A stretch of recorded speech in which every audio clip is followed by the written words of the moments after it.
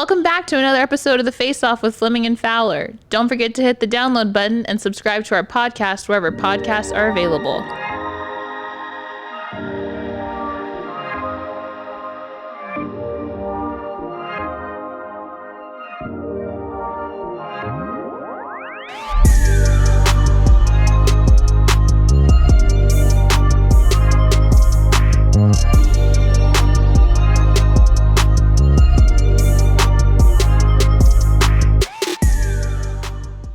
So today we're going to be talking about a few different things. We're going to be talking about Kanye running for president.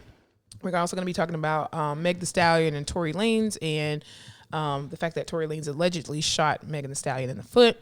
We're also going to be talking about some amazing Netflix shows that you guys should be looking at during this pandemic, during this quarantine. And how I almost dropped a stroke patient in the shower. Very true. And how I almost dropped an ICU patient with COVID.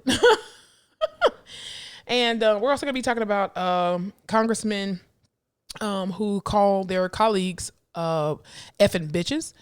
And we're also going to be talking about the death of Naya Rivera. So let's go ahead and get into it. We'll be right back after the music. I knew you were going to do that. All right. So in local news, well, I guess not local, but in the news this week, Kanye West has announced his run for presidency. And he had his first was it campaign meeting? It's a rally. Let's call it a rally. Yeah, it's a rally. He had his first rally actually in South Carolina, and there was some controversy with how he was speaking to individuals, particularly African American women versus Caucasian women. There was a young lady that spoke out. And there was a clip that was out. Have you seen the hour-long clip? The hour-long video of him? Of him. Oh God, no! I would never subject myself to that. This is what I will say about that. I also have not watched the clip. I've watched multiple clips, but have not watched the hour-long video. Yeah.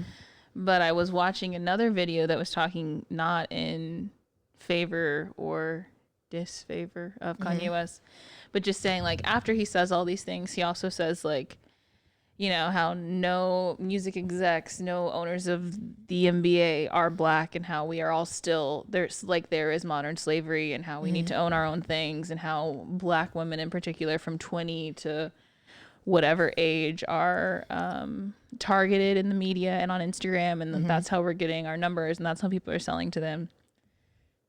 And how the media has focused on this one part of him because I don't know, there's this idea that he is saying some true things, mostly about how shitty media is and how it is controlling everyone and giving everyone stuck in these spaces, and how they focused on the crazy things he said in this speech to kind of sway from that. Well, I think you can't help but to focus on that because it's just like 45.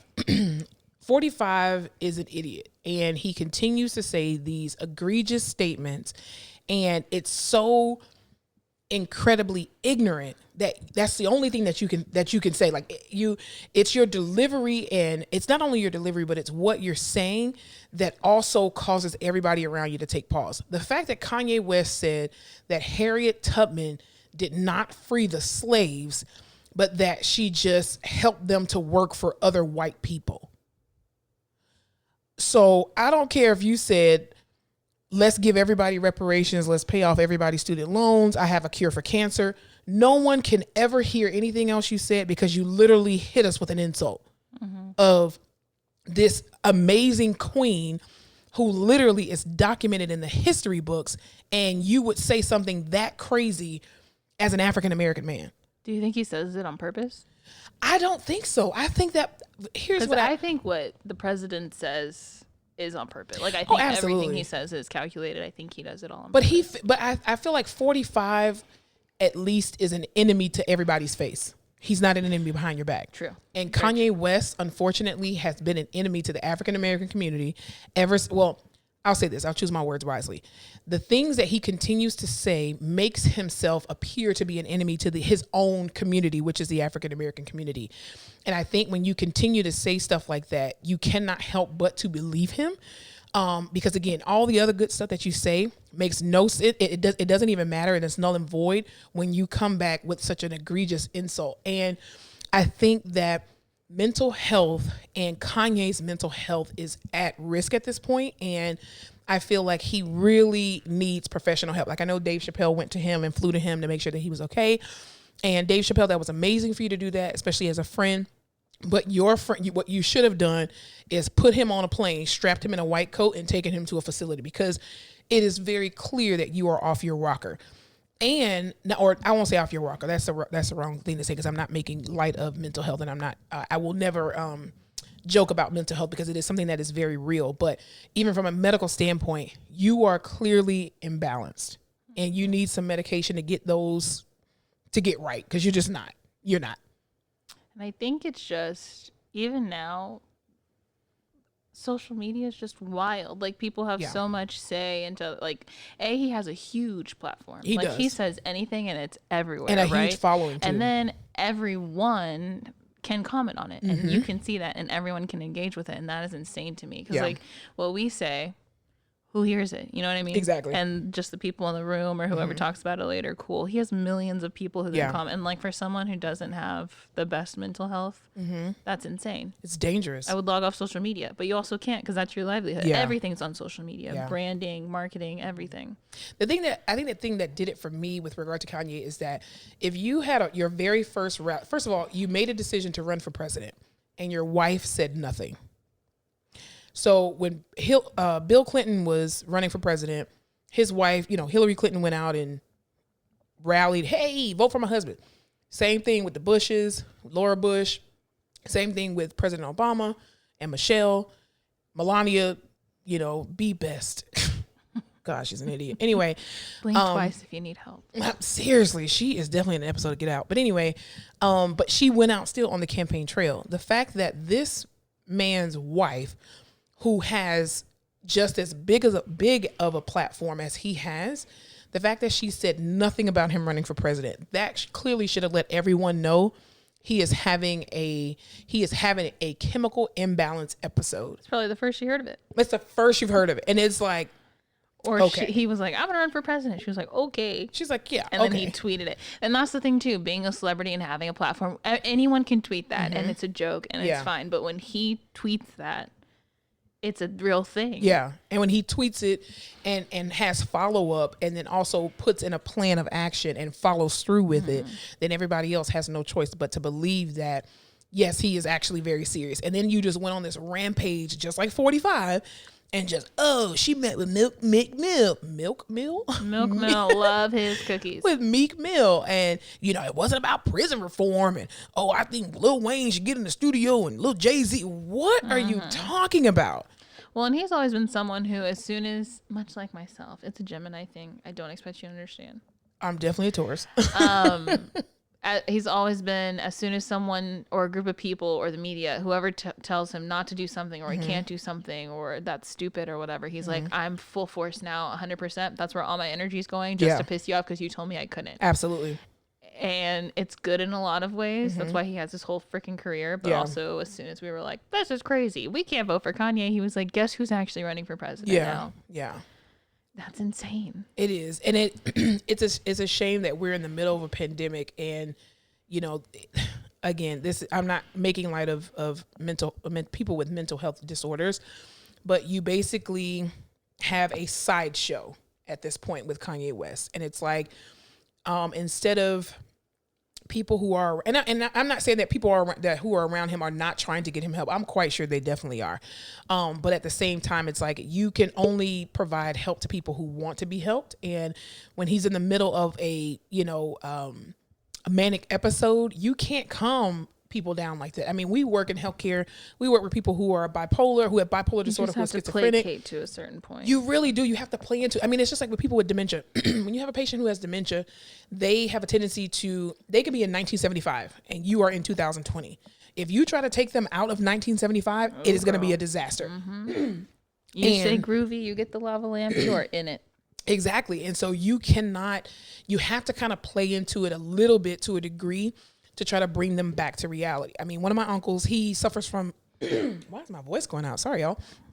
One of my uncles is suffering from dementia, and he had an early onset of it. And I remember this one particular time where we were at my mom's house for I don't know if it was Mother's Day or what. It was some kind of get together that we had, and I happened to be in town. And so he fell asleep on my mom's couch, and he woke up, and his daughter was like, "All right, Dad, let's go." He's like, "What do you mean, let's go?" And she was like, "This is not your house." And my uncle was like, "What are you talking about? This is my house." Like, and she's like, "Dad, look around. This is not your house. This is your sister's house. Like, look at all these pictures around. You have no pictures of you or your kids. This is clearly not your house." And my uncle, it took us probably about 45 minutes to get him out of my mom's house. Because he was like, "This is not my house." Like, he was like, "This is my house. What are you talking about?" And I was like, I don't want to say his name on thing, but anyway, I was like, "Uncle so-and-so, this is not your house." And he was just like, Daryl? Darren. It's Darren. Darren?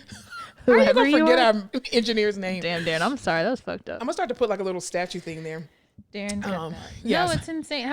When you were in school, did they ever, for your mental health class, did they ever make you listen to it's called something voices, like First of all, I never had a mental health Invisible class. Voices? I never had a mental health class. Where do they do that at? Occupational therapy, really? Are you talking about like Yeah, like high like school in or like? no, like in grad school. No, physical therapy. We don't care about the psyche as physical Sorry. therapists. I forgot. So physical therapists don't give a shit about mental health. We sure don't. We just care if you can walk. That's all we so care about. the occupation, me as an occupational therapist, I will sit you on that bed for 45 minutes and we will talk it out as long as you're sitting on the edge of the bed. Yeah. Now we had to take psychology prior to. That was one of the prerequisites in order to get into PT school. Was taking some type of psychology, and I think I took like 2 or 3 psychology classes. So like intro to psych, abnormal psychology, and I think I took behavioral psychology.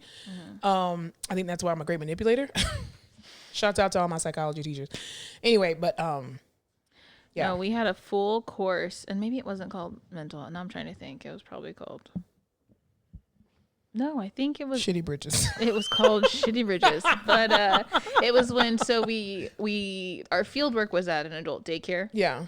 with a bunch of patients who had a bunch of different disorders. Yeah. But in one of our classes, and message me at home if you know what I'm talking about, all my fellow St. Augustine grads. But I think it was called Invisible Voices. Don't quote me, fact check me please. But it's this program, and basically there's an audio recording, and it's auditory hallucinations. So it's like as if you had Wow. schizophrenia, what it feels like. And so my professor said, "Hey, there's this self-assessment. It was just like a personality test. He's like, I want you all to take it, and while you're taking it, I'm going to play this recording over the loudspeakers so you can kind of not completely empathize, but just kind of understand what it's like to have auditory hallucinations." Yeah. It was the most scary, anxiety-inducing thing Yeah. I've ever. I had to leave the room. It was so Wow. bad because you just have these voices, and it's like, so they're whispering and they're saying, "Don't look up, don't look up, don't look up." Oh my God, they're all looking at you. And They're you so don't know what's stupid. real and what's not. And then you have people screaming at you like, "You're so fucking stupid. I can't believe you did." And then you have sweet voices again, like, "Oh Yeah. my-" And it's just like, I can't imagine, because it sounds real. It right? really does. You can't differentiate the voices. And I can't imagine hearing something and looking around. You know, when you're looking around, you're like, "Did you guys hear that?" And Yeah. you're like, "No." Yeah. And all the time. that has to be pretty exhausting too. I'm sure. I think people who have mental health disorders are probably some of the most exhausted people in the entire world, because your brain literally never shuts off. Yeah. And when you're in the middle of an episode, you have no control. I don't care if you're on medication at all. Your medication is only going to work so far, or only going to work so well. But I think for Kanye West, it's very clear that he is in a manic state based off of the decisions that he's making, based off the things that he's saying. I mean, and it's sad, because it's like, you know, you have children, you have 4 children that are watching you, and you have a wife that's at home. And, you know, a lot of people try to say, "Oh, well, you know, the Kardashians are, you know, they're a cursed family and they curse everybody that they're with." And do I agree with that? Yes, I do. They're also just a rich family with a platform who Yeah. puts everything on social media and has a whole ass reality TV show. Exactly. So these are also, we all deal with their issues to an extent, but not blown up and not with the wealth that they do. Exactly. And I think people always say like, "Oh, Kim should get him under control." Listen, That's not her job. that's not her job. Like, I get it that that's her husband, and, you know, she vowed to be with him in sickness and in health, but at the same time, she does not have the power to fix him. And people who have mental health disorders, if you don't make the decision to a degree to follow up with your own mental health, you're always going to be off your rocker. Like people who have bipolar disorder or schizophrenia or even anxiety, It's a daily life. it's a daily decision that you have to make, that I want to be, I I want to be in a good space. I want to be in a healthy space. And you have this disorder. Like, just because you're in a manic episode or you're in a manic state doesn't mean that you forget you have bipolar disorder. Like, you're very aware of that. But at the same time, you still have to do your due diligence for yourself to be able to, come back to reality. And I think with him, there's a lot of people that say, oh, well, Kanye West, you got to just be responsible. The stuff that you saying, man, you just got to be there for the black community. He can't be there for the black community when he can't even control his own thoughts. That's why we said on the last episode that, I feel like he is a genius in his right as far as music is concerned, but his brain does not shut off. And it is very clear by the things that he's doing right now that aligns with that. My leg is like... I think because of how long he's been in the business and where he is and what he does, he's seen a lot of things that we don't see. But I think it puts you in a very paranoid space, seeing things that no one else sees and knowing things that no one else knows. And sometimes he just goes off. But did you read her iOS press release? Who's Kim's? No. I thought it was well worded. What did she say? She was basically just like, he has bipolar disorder. It's something we're all working through. Yeah. If you know anybody who has it or you have it, that if you're over 18, like, I can't do anything. It has to be that individual's, so I just please give us grace and space to deal with this. Like, he is a musical genius, and this is part of the reason he's a genius, because his brain works like this, but it's also a reason why all of these things are happening. So, because even people were like calling for him to be Baker Act, and I'm not sure if Baker Act is like a universal or national thing, if they call it something different in different states. I know in the state of Florida, a Baker Act is basically where you at this point are not able to make rational decisions for yourself, and you become basically like not a ward of the state, but they basically can hold you for 72 hours because you are a danger to yourself as well as to the community. And it's not like you are committing crimes or, stuff like that. It's literally that your mental health is at risk for harming yourself and others. And so literally they can place you into a mental facility for up to 72 hours to get you some help. And people were like calling for that. And I'm like, there's no way you're going to be able to Baker Act a multimillionaire, or I think he's a billionaire or something like that. Baker Act doesn't exist for people like that, unfortunately. When you bring wealth into it, your mental disorders go away. Nobody sees that. You're a creative genius. Yeah. So every excuse is made for you because, oh, well, we're just gonna do this and do that. No, you don't only need to just give him drugs. You need to also give him strategy as well. Like drugs don't fix everything. Big pharma. But they do help. They do help. They definitely do help. Drugs are good and bad, depending on how you use them. That's the title of this episode. Drugs are good and bad. Drugs are good and bad. That's very true. But also piggybacking off of that, attention is a drug. So even going back to the media, attention is a drug. Very true. And some people who are, and I'm not saying that Kanye West is doing this, and he may, but that's not my personal opinion. There are some celebrities who do stuff strictly for attention, and there's nothing really wrong with them or whatever, but they play on this stuff or, they just play for attention. And I think attention from social media is the worst drug ever. I mean, people are doing insane stuff. Look at the children. Oh my God. They're doing crazy things. Remember the Tide Pods? Those idiot children. The cinnamon challenge? Dumb. Where the condom on the head, that one gave me anxiety. Sniffing the condom as well. Sniffing the condom full of water that they throw over their head and freaking suffocate. The thing where they'd like with their hands crossed until they hyperventilate and pass out. These kids are stupid. And all because you want likes, and likes don't equal money in the very beginning. So it goes right. I mean, it's a vicious cycle that people go through stuff like that and continue to do ignorant stuff like that. It's crazy. Do you remember when Instagram switched it to or on Instagram, it showed the names of who liked until you got over 10 likes, and then it switched to 10 likes or 11 likes, and I would just be like, I gotta get up there. Yeah. Well, even now the views that you get on these videos, they no longer tell you like how many people have liked your video. They only tell you how many views, and they're I gotta get 100,000 views. I gotta get 1 million views. Let's go and chop my mom's head off, and then I can get 1 million views. And now your mom's dead. Does not endorse mutilation of any kind. We definitely do not, but not opposed. Kidding. I am. That was Fowler talking. Kidding. This is Fleming. I am definitely opposing to murdering people, unless never mind. I don't want to incriminate myself. Anyway, but yeah, I think mental health. Your mental health is so important, especially nowadays where we are literally in a pandemic and everybody is equally stressed about a lot of different things. You have parents who are trying to worry about if their children are going to go back to school for this new school year. Then you have, parents who are also thinking about, well, can I work if the school doesn't open back up? And, do I have a job? I don't have a job. When is the unemployment going to stop? And, there's so many different stressors and things that come to, come with that territory. And I think it's very important for just everybody to do what you can for your mental health. Like, if you just got to say, fuck that job. I know you got bills, but at the same time, you have to protect your psyche. Like, you just do. Protect your neck. You really do. Like, even friends and stuff, even just during this pandemic, people don't check on you. You don't check on that. Listen, I got to forget about you at this point. I love you, but I'm going to love you from a distance. I am not going to chase behind you. I am not going to exhaust myself for you because you have not extended that same grace to me. I'm over it. So 2020 is for boundaries, strong ones. Yes. Protect yourself. Absolutely. Say no. Just say no. It's a book I read. I want to say it's called The Essential Art of Saying No. That could not be the title. Who knows? Anyway. Shonda Rhimes actually has a book called The Year of Yes or something like that. We're going to make this the year of no. The year of no. Just say no. You cannot. The book basically said you can be good. You can do all things, but you cannot do all things well. Yeah. So you cannot be kicking ass at work and kicking ass at being a mom. Someone's going to suffer. And that's okay. But you have to pick where you're okay with pulling back. Yeah. And that's going to have to be okay with you because, Absolutely.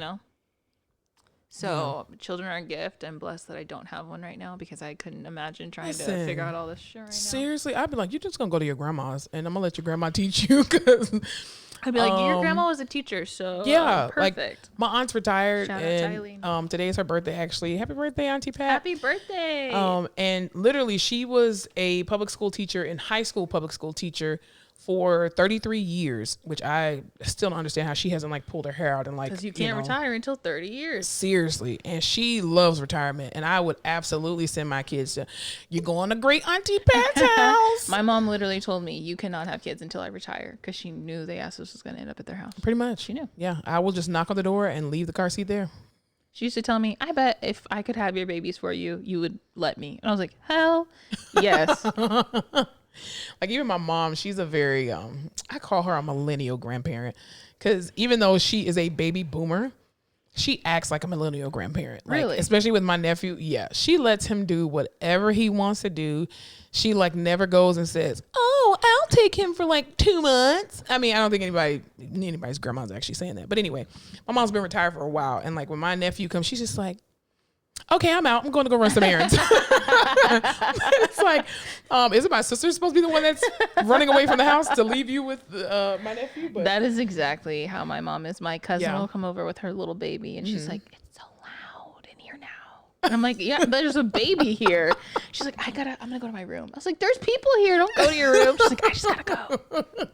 I'll tell you, they don't make grandparents like they used to. My grandmother, she's my maternal grandmother is 96 years old, and literally every summer that we didn't go to either vacation Bible school, that's a whole nother episode. Oh, VBS. Oh God, I hated it. Anyway, but if we didn't go to VBS, we went to summer school or summer camps, but I hate summer camps because I hate people sometimes, most of the time. That's another episode you talk about. I used to go to white summer camp. Oh jeez. White.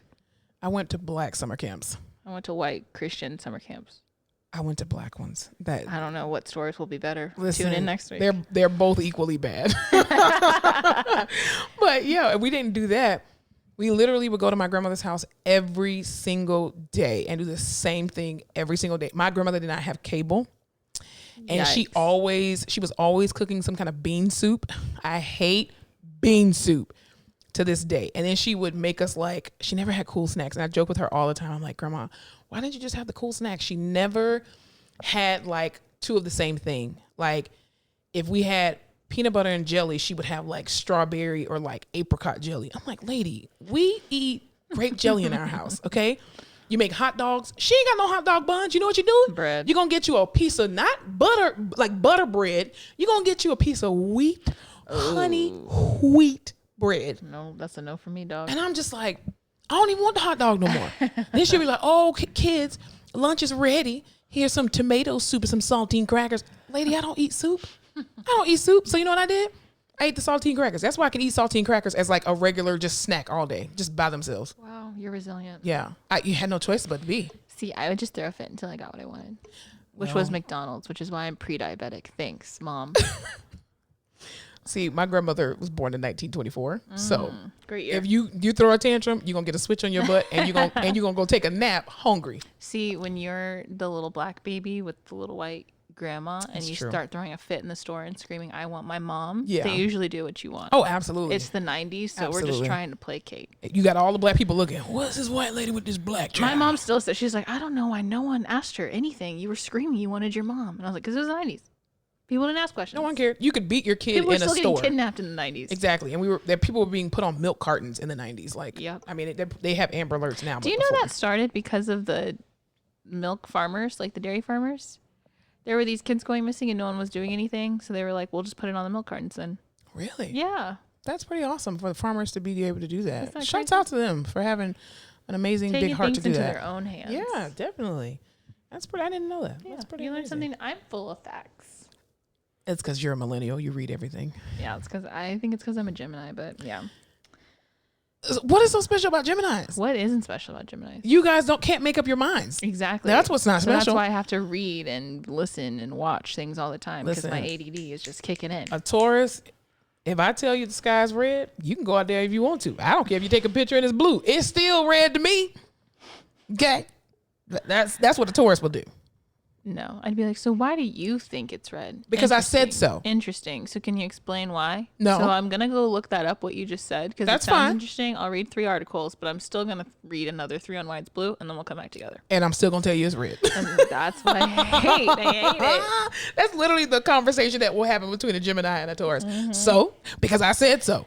And because I said so, as Nene would say, I said what I said.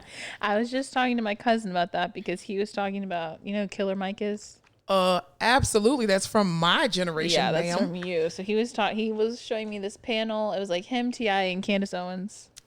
Yes, I saw that. Okay. And I oh, was man. telling him that I understand that Candace Owens is an educated person with some educated Mm-hmm. opinions. But to me, every time I've heard her talk, she is just very hard-headed and she just has very strong opinions and refuses to like entertain others.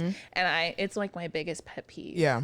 But also I'm so easily swayed and impressionable. You think I so? get That it. you're easily swayed? Yeah. I think you're so. pretty set on if you don't want to do something, you won't do it. Yeah, but I feel like I bend easy. Like I'll sit and think about it. I overthink it. And Yeah, I'm an overthinker too. Yeah, so like someone will tell me something on Monday, and I'll be like, no, I would never. And then I'll just think about it, and on Friday I'll be like, well, Yeah. yeah.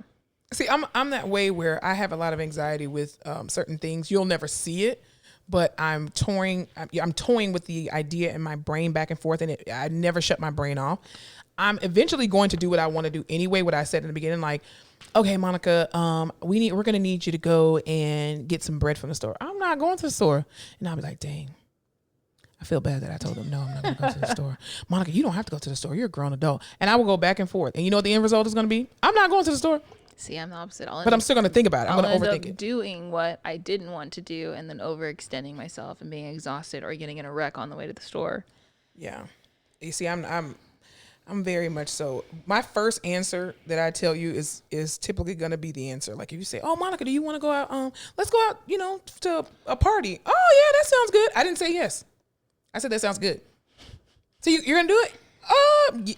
Put it on the calendar. And then when the day comes, hey, I'm going to need a rain check. I do that all the time. I just want to be invited. I don't really want to go. For every friend of mine that is out there or any associate, just know I'm not going to go. Okay. I'm not going to go anywhere with you. I'm not going to do anything. Just invite me because I think that's nice. I want to be invited, but I'm not going to go. In college, I was so my hair was falling out. I was so Really? exhausted. I was probably an alcoholic. I never ate. I barely slept. I would study when I could just because I could not say no to going out. Really? I would go out all the time, every night of the week. Literally, I'd probably stay home one night.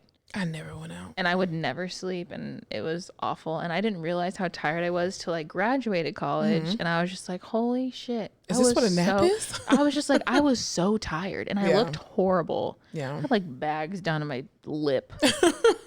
It was see, disgusting. See, I was the opposite. I never went out. I only hung out with the people that, you know, just were in my close circle. I mean, you know, like I said, classmates would invite me to stuff and I'd be like, yeah, girl, I'll meet you at the moon. Let's go to Chubby's. Absolutely. Let's go to so-and-so club. I'm not going. No, ma'am. The University of Texas, you work hard and you play even harder. And you have these engineers and these biomed students and these chem students and people curing cancer and shit. And they're in class all day and their ass is partying till 3 a.m. So you're like, well, shit, if they're doing it and their schedule's way harder than mine is, I have to do it. I never did that. And I hung out with the Indian kids and they're so smart, coding on computers and doing shit. And I was like, and they party so much. Yeah, that's because they've been studying since birth, so they already they're have this just stuff used to all it, I in their guess. brains. Yeah. And my roommate is this. So she's an Aquarius. Mm-hmm. So we're both air signs. We just want to go and do it. And we're flighty and flitty, and we like to talk. We like to interact. So it'd be her or me. Mm-hmm. Someone would start. It'd be like, "Are you gonna go? Are you gonna go out? You gonna go out? Should we go out? I don't know." And then we start going out. Yeah, Stay no. up. And when everyone's doing it, it makes it normal. I mean, if you tell me, hey, let's go to Target, I'll jump in the car for that. Target or Walmart, absolutely. But if you say, Walmart, let's go out to what? dinner, no, let's just order some Chipotle and just stay in the house. I don't like my house is really like, to be honest, like my house is really my sanctuary. Like I love being at home. I don't know why.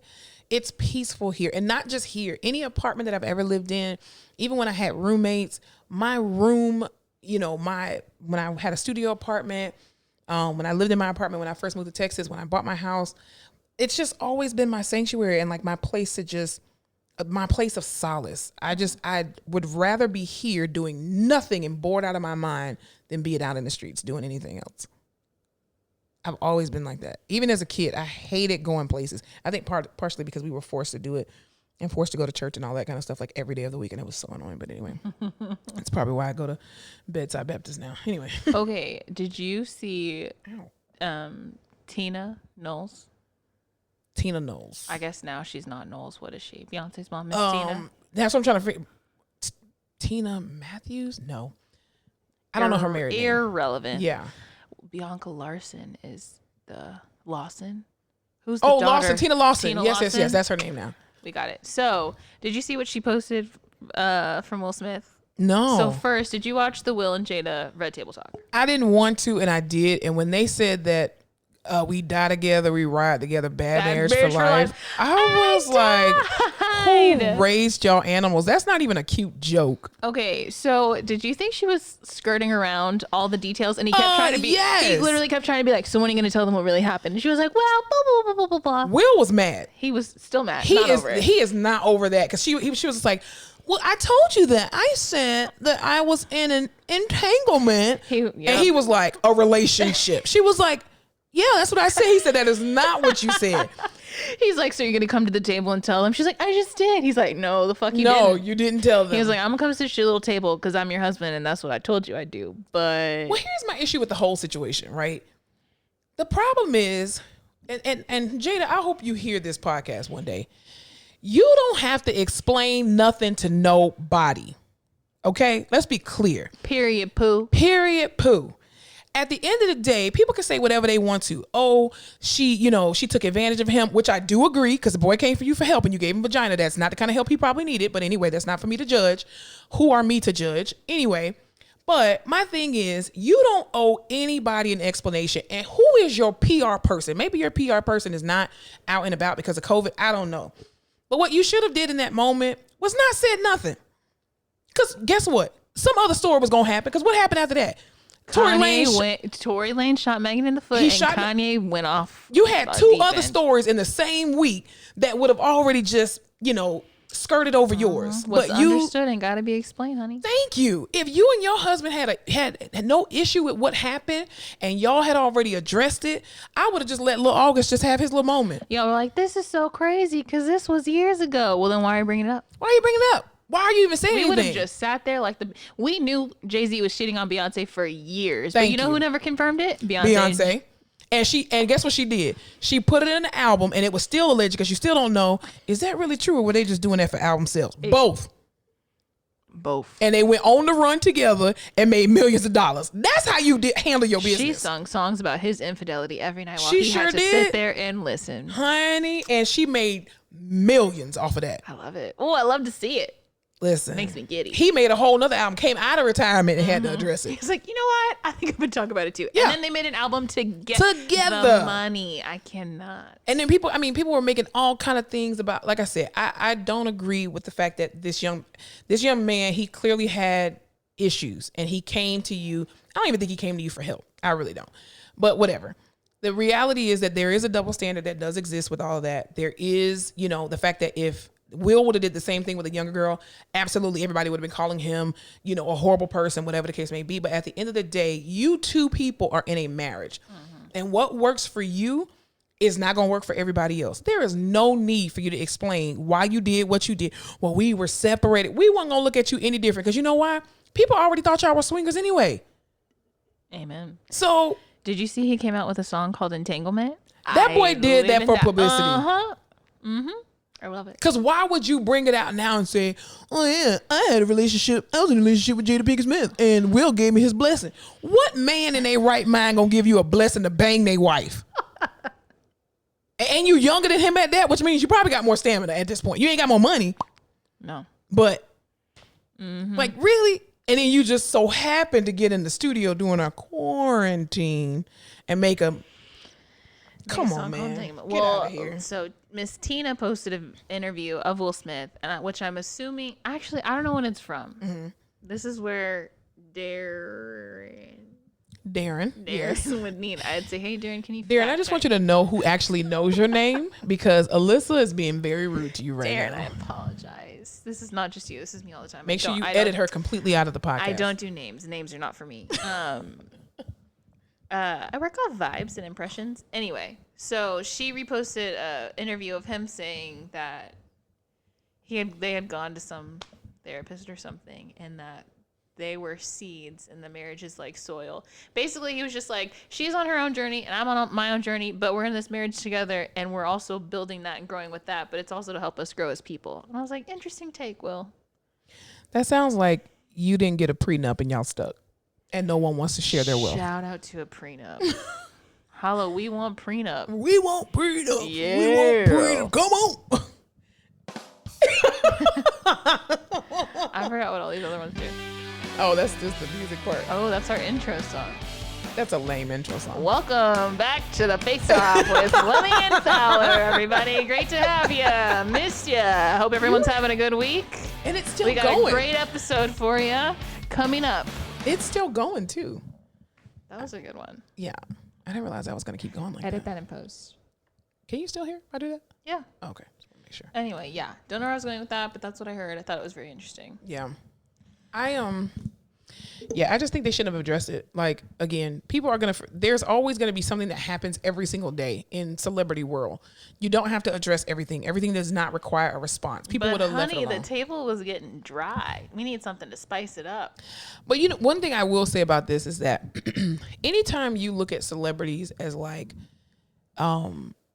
gurus or in place of like a psychologist, you put yourself in a very dangerous place because the fact that people, she would come on there and the fact that she brought Snoop Dogg to the table.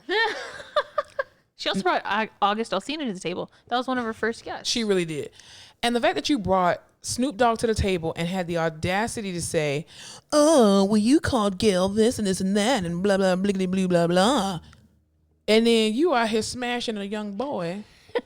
When you point the finger. When you point the finger, girl, everything come. Oh, Jesus, Lord, save me from my sins. She needed to set that.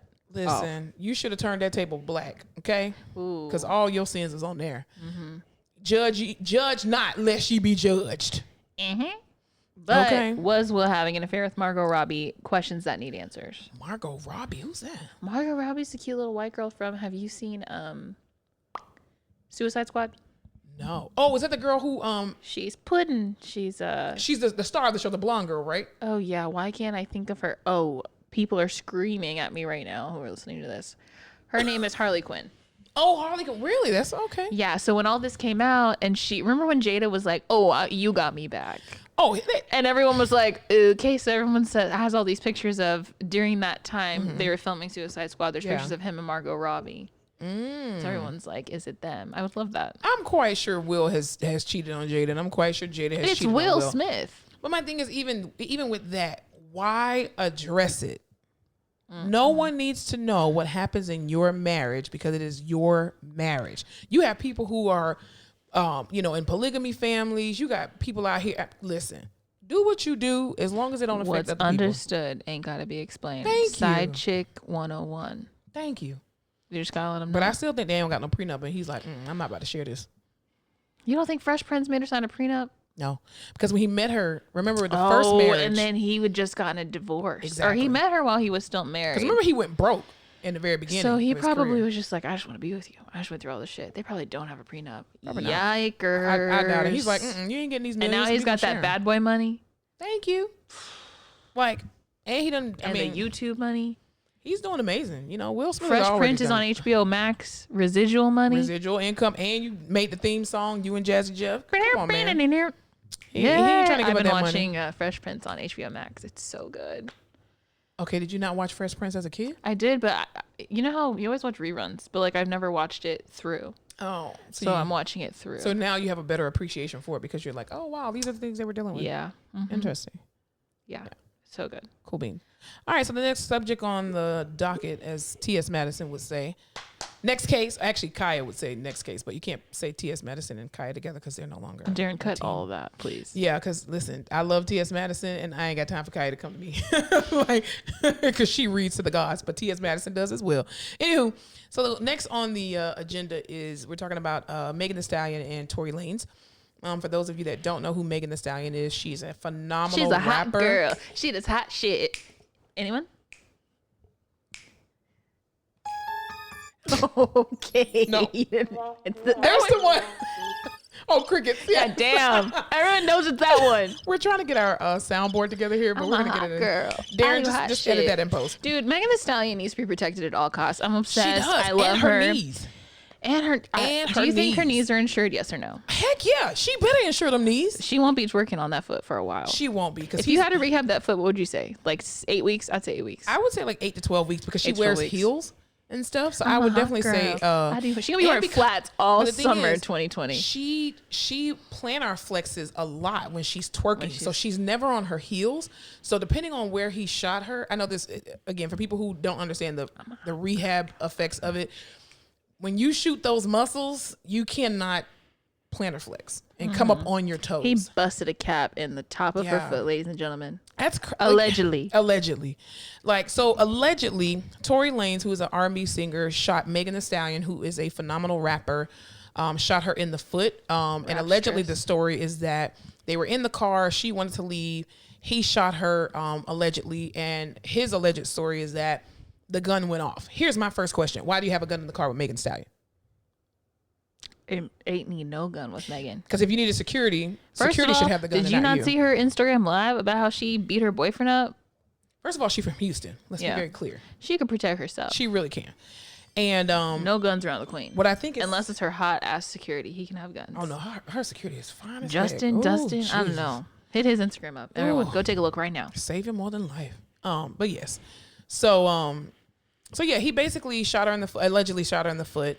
And what was sad, I think the saddest part of that situation, other than the fact of allegedly shooting somebody in the foot, is that people were making jokes about it on social media. Did you watch the video of the car getting pulled over? Yes, and I saw her limping out of that It's car. just like with all the Black Lives Matter stuff going on and all the like body cam footage we've been seeing, just to see that, and it's like, it's Meg Thee Stallion. You never expect to see that. She's also not like, yeah. you know how rappers are always putting off this persona of like, I grew up in the streets, I grew up in the hood, Yeah. I still have guns, whatever. That's not her. That's She's like, not I'm her. from Houston, let's all be hot girls, we're having a great summer. Exactly. So to see her being pulled over with freaking SWAT in the helicopter and Tori on the floor and her limping and bleeding it with was her just hands like, up. they're coming for all of us. That's what it made it feel like. It's horrible. They got Tina Snow, they got everybody. Yeah, that was absolutely horrible for her to have to endure that. And then for her to go again on social media, they're just Yeah. talking about it. Everyone has an opinion. I mean, even like 50 Cent, I just want somebody to beat the shit out of him. That Like, boy. he is so annoying. And I'm like, who has hurt you in your life? because his movie Get Rich or Die Trying, he still think Rick James is his daddy. I mean, he was my 5th grade crush. I'm really over it. Curtis. I liked him when he first came out, but just the fact this man continues to call African American women bitches and hoes and do all this. I mean, even with that whole situation with him and Tierra Marie, clearly he don't care about his own child because he don't even talk to the one his that just looks just like him. Exactly. So I'm like, he ain't gonna protect nobody but himself. He's an idiot. Anyway, but the fact that you have someone who has been, first of all, you have been shot 9 times, got a whole tooth blown out your mouth. Still with the lisp. And can't got that open metal in your tongue. Listen, got a We whole all saw the probably movie. plate We know. in your jaw. Like, I just don't understand how you, as somebody who survived a shooting, could make a joke out of somebody else getting shot. Because she's a black woman. It's insane. And then even for I don't know if you saw in the news this week that Drea from Basketball Wives, she made a comment where she said, well, I think that Meg and Tori had something like a little Bobby and Whitney kind of thing going on. She was like, that's the kind of love I like, where somebody can come and shoot me in the foot. Drea, that's not even a good joke. But also, okay, whatever you're going to say, whatever. Those are conversations you have in your group text with your Thank friends. you. Don't go on a freaking podcast and say it. Where you listen to it and somebody edited it and then you put it out. And right when she said that, he was like, he was like, do you hear that? That's your ass getting dragged on social media. Then You're getting canceled right now. Then you come back with this whack ass apology. Oh, I'm so sorry. I don't think domestic violence is a good thing. You don't get no sympathy, and I'm glad Megan Thee Stallion was like, "You dumb bitch." I love that she sticks up for herself on social media because no one else is gonna do it. That's sad. And I think who was the one? I think it was Wale. Was it Wale? I think it was Wale. Davies? Is that his name? Who? Nothing. Continue. I was gonna say I don't even know his real name. I thought his real name was Wale. I only know his. I'll tell you. But yeah, he tweeted. He was like, Meg, rooting for you. Support you. I hope you're doing well and you're recovering and everything. And it's just so sad because when everything is on top and she's doing amazing, everybody has amazing things to say about her. And then as soon as one thing happens where a black man literally allegedly shoots this girl in the foot, all you do is make memes and make fun of that. Like, that's not funny. That's not funny. Somebody getting shot. It's traumatic. It's traumatic, and by especially someone for you know, your friend. and to get pulled over by all those cops during this time. And it's on replay on social media the every year day. of our Lord, 2020. It makes no sense. It just goes to show that African American women are the least protected group of people in this entire world. I don't care how many other races get discriminated against. No one gets discriminated against and is more unprotected than the African American woman in any country, in any nation. And we are the ones who support the most. And then you're going to have people in the comments that are going to be, well, I tried to do this and I tried to make a t-shirt business and my girl didn't do it. Because you're stupid and you ain't keep no full-time job. That's why. So don't come bring your grievances in my comments because I don't want to hear left it. And you were sitting on that couch designing t-shirts and her ass came home and you're still sitting on that couch designing t-shirts. And this is why Issa left Lawrence or cheated on him because... Girl, don't get me started. You know I'm Team Lawrence and I know it's problematic, but have you seen him in a sweater? Are you kidding? Girl, I don't care about that sweater. That sweater can't... His chest cannot pay bills. I don't know. It's a nice sweater. Can't pay the mortgage. He's making some kind of money. These fabrics is quality fabrics. I think he's a beautiful man. And he's got 2 bedrooms, one for him and one for his feelings. Listen, you sat on that couch for years and did not get a job and allow Issa to pay the bills and she got over it. And then he went and fucked her on that couch and left again. Shameful.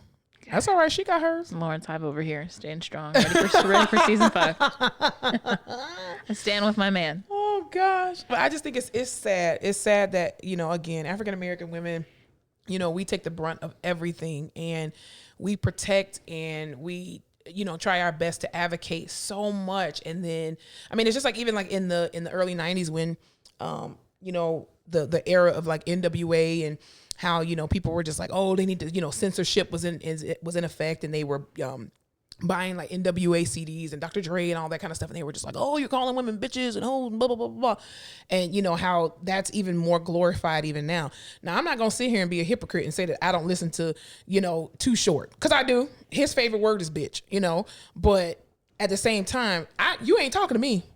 I like your music. Now you can say the word a million and one times. Again, you can say the word a million and one times. Now, when you say it to my face, oh, it's going to be a problem. So why is it not problematic now on record? Because I like the song. I'm not saying it's right. I just like the song. There's a difference between saying bitch and actively repressing women and domestic violence and being horribly abusive. Absolutely. I say bitch all the time. Me too. It's a great word. Not for you kids at home. No Hope you're kids not should be listening listening to this. Yeah. We're definitely I don't know, censored man. on here. But we are team Megan for life. Absolutely. I'm a hot girl. I'm doing hot shit. She can take my knees. They're all hers. Listen, let me tell you something. If I had Megan Thee Stallion's knees, even at my weight size right now, like if y'all can't tell by my voice, I'm a big girl. If Okay. you can't tell by my voice, I'm done with you. I am definitely a big girl. I'm thick, but I'm big at the same time. If I had her knees, Big. girl, listen, I'd be out here just twerking on a quarantine. How could you not? If your knees Seriously. let you do that, how could you not? I'm like, Megan Thee would Stallion, need how old are you? Because I don't remember even having those type of knees at your age. I need TKR. I would need bilaterals. You couldn't even do that with a TKR, which is a total knee replacement. For you at home listening. She must have stem cells. They must have just injected. She's right a robot. into she has to. She has to be a robot. There's no, I'm just be looking at her knees like, She cuts the crease. She cuts a rug. and then she What comes cannot she right do? back up on beat. And I'm just like, Megan. It's like, you remember that video of Chris Brown doing the backflip on the beat? Yeah. She's that, but twerking. Exactly. That's an art. Megan Thee Stallion. He says that's the night he met his baby mama, by the way, and I believe it. Oh, interesting. Yeah, Maybe makes she a had lot good of knees sense. too. Yeah. Probably. Yeah. Well, Megan Thee Stallion, if you're listening to this podcast, We stand with you, girl. with you, girl. We love you. We are jealous of your knees. And we wish you and pray for you to have a speedy recovery. Peace Please, and blessings, girl. Good vibes your way. yes, we hope that if you need some physical therapy, I would be more than happy to provide physical therapy services for you. Since I know you endured surgery to get you back on that stage and twerking, and also to Can you imagine if you were her therapist, if you rehabbed Megan Thee Stallion to get her twerking again? that's literally what I would be doing for treatment sessions. You don't need OT. I don't know why you would, but She wouldn't. man, she wouldn't. She definitely need PT. Even though, have you heard they say PT teaches you to walk and OT teaches you to dance? No, I've heard PT teaches you to walk and then OT teaches you to live. No. I've heard that. I've seen that in a shirt before on Amazon. No. So I wish I could teach her to dance, but she doesn't need a teacher. She is the teacher. Exactly. She definitely is a teacher. But yeah. So Megan Thee Stallion, we support you Yeah. here at the Face Off. I Fleming can't wait Fowler to see. supports you. Yeah, I can't wait to see you up on that stage in 8 to 12 weeks. Yes. And I also can't wait to see you be vindicated as well, and for justice to be served if this man shot you in the foot. And however you want to serve up that justice, I cannot wait. Should it be a song? I don't know.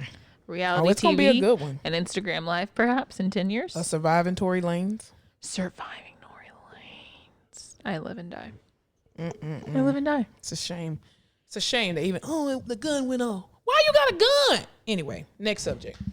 All right, so now we're gonna be talking about some Netflix shows that y'all need to be watching now. So this is definitely Alyssa's level of expertise because I just come home from work and I go to sleep. Let's talk about something fun. Okay. Listen, everyone. New show alert. Indian Matchmaker. You need to get on it. So what is Indian Matchmaker? Indian Matchmaker. This matchmaker from India is helping these young-ish. So I would say I think they're all from 20, let's just say 26 on. Most of them are in their 30s. In Indian culture, they'd like you to be married younger, right? And so they have arranged marriage. A lot of parents have arranged marriages, and some have what they call love marriages, which is you found someone, you dated them, you liked them, and then you married them. These people are all freaking pushing 35. The young 30s, people in their young 30s, their parents are like, you got to get married. What's going on? So they found this Indian matchmaker. I don't know how much she costs, but I'm assuming it's a pretty penny. So they paid this woman how many rupees? I don't know. I'm sure it's a lot. She's very good at her job. Yeah. But she's talking to them, finding out their preferences, matching them up with other couples that have also she's provided this service for. She gets an astrologer involved, a face reader. He looks at their pic. So here's the thing. She has a face reader, looks at their pictures, says if they'll be compatible. So my roommate in college is Indian. Natasha keeps telling me she's going to take me to India. She has yet to do it. If you I guys would follow love her to on go to social India. media, please hit her up because she's a horrible friend India is beautiful. and she needs to take me there. I ask her all the time. So she went last time she went, she got her face read. And I was like, I texted her. I was like, we have to, I'm watching the show. We have to go get our faces read. She's like, oh my gosh, yes, I know. Get wait. You get your face read? Yeah, they read your face. Like he looks at your face and he can tell you the future. He can tell you the future. Really? So your future. what specifically is he looking at on your face? Couldn't tell you. Could not tell you. I'll have to do some research, but I feel like it's very effective. She loves her face reader. She's found out good information. So it's each just like time. a palm reader for your face. Exactly. Interesting. Wow. So this lady does face reading for the couples and all this astrological stuff. And it's just so interesting because you're watching these couples and the first time you meet them, they're just like, hey, this is my situation is I haven't found love. This is the kind of person I am who I'm looking for, whatever. But as they're introduced to these people and the people that they're meeting with, they're pretty normal people. They seem pretty, open and optimistic. The original person is just like, oh, I can't believe she'd set me up with them. They're this, and that. Like, but it's everything they asked for. So it's very interesting to see how people perceive themselves. Yeah. And like the things they'll pick out of other people just to exclude them from who they want to be with. And I've been doing a lot of self-reflection. Yeah. So that's a good one. Grab a glass of wine, maybe a girlfriend. Watch Indian Matchmaker. Indian Matchmaker. I'll definitely have to watch that because is it kind of similar to what's the other big one that everybody was watching on Netflix when the quarantine first happened? Love is Blind. Love is Blind. So I didn't watch Love is Blind. I watched The Circle, but this is not like Love is Blind, I don't think. So so one of the girls there's another girl and she gives her 3 sheets of paper, right? And it's like she calls them biodata. And it's like the guy's picture, all of his information. I don't know why I love the way you said that, but I did. That's how she says it. Yeah. It's all of his information, what he does, where he's from, his home life, what he's interested in. So she hands the girl 3 pieces of paper and she's like, okay, you can look at all of them, but you can only pick one right now. You're only going to meet one. You're not going to go meet all of them. So she can kind of narrow it down. So then they get to go on a couple dates with the guy. And so it's interesting to see too, like how that guy, responds to them and like the kind of little relationship they have and like what breaks them up or what brings them together.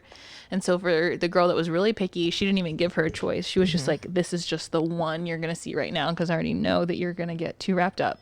Wow. So it's just very interesting to see how she also kind of tailors her approach to the person and the personality type. Yeah. And yeah, it's just really interesting seeing people in their 30s who seemingly want to get married, but then they're presented with all these options and Yeah.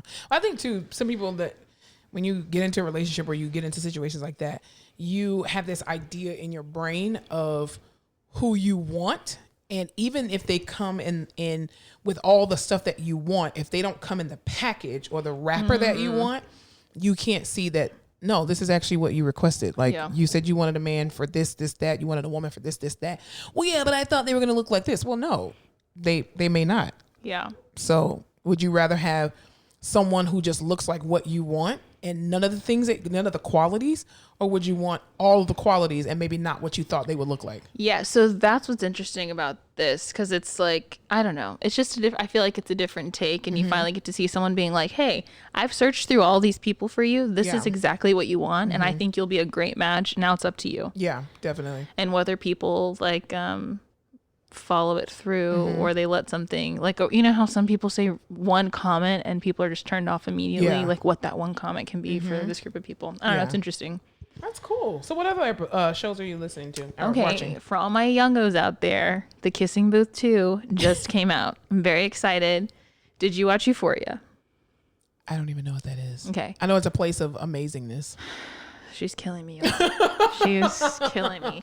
So everyone had sequins on their eyes this year. Okay. Did you notice? Probably not. Everyone's makeup was crazy, and it's because of I've never Euphoria. seen it. Euphoria is this Israeli show.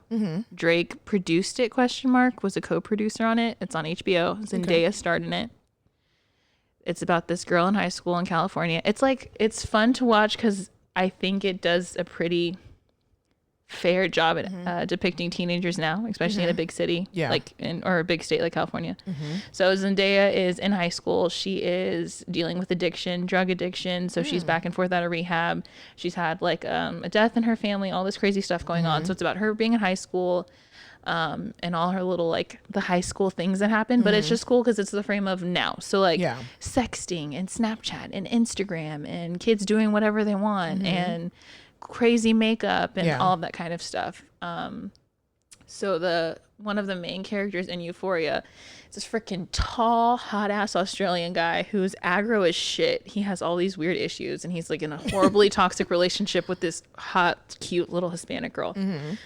So he is the main character in this Kissing Booth movie where he is also hot and aggressive, a little less fucking violent. So does he eventually kiss Zendaya? No, but that'd be a good twist. Oh, I was gonna say, like, who is she to him? Are they just not in the same circle? Or something? So okay, woo, you have to watch this show. Yeah, you're getting very excited over this because I fucking loved it. It was so good. Yeah. Comment below if you loved Euphoria. Everyone did. You're late to the show. So is it a show or is it a movie? Euphoria is a show. Okay. On HBO. Gotcha. And Zendaya is kind of adjacent friends with this boy because they're all kind of hanging out together, but not really. And she ends up having a problem with him because Zendaya ends up kind of becoming really good friends with this new trans girl who's moved into town, and that girl is having trouble with that guy. Oh, okay. Gotcha. So it's that stuff. Okay. But it's just the script is very real and raw and interesting. You said Drake produced it or had something to do with the movie. Yeah. Okay. And it's just really cool. Yeah. It's there's a lot more penis than you'd think you'd see in it. That throws a lot of people off. But penis. I think they're trying to do I think they're trying to be like, we see boobs and vagina all the time. So like, it's okay if you see. So it's the same thing as the first 30 seconds of the movie Love. It is not anything near what the first 30 seconds of the movie Love was. It was awful. My eyes hurt. If you have children, do not let them see the first minute and a half, 2 minutes of the movie Love on Netflix. Just trust me. Don't let your kids watch it. Wait, so you watched Love, but you did not watch 365 Days? I don't even know what 365 days is. What? 365 days? Okay. So 365 Days is the movie on Netflix. It is like the softcore porn. It's like the European 50 Shades of Grey.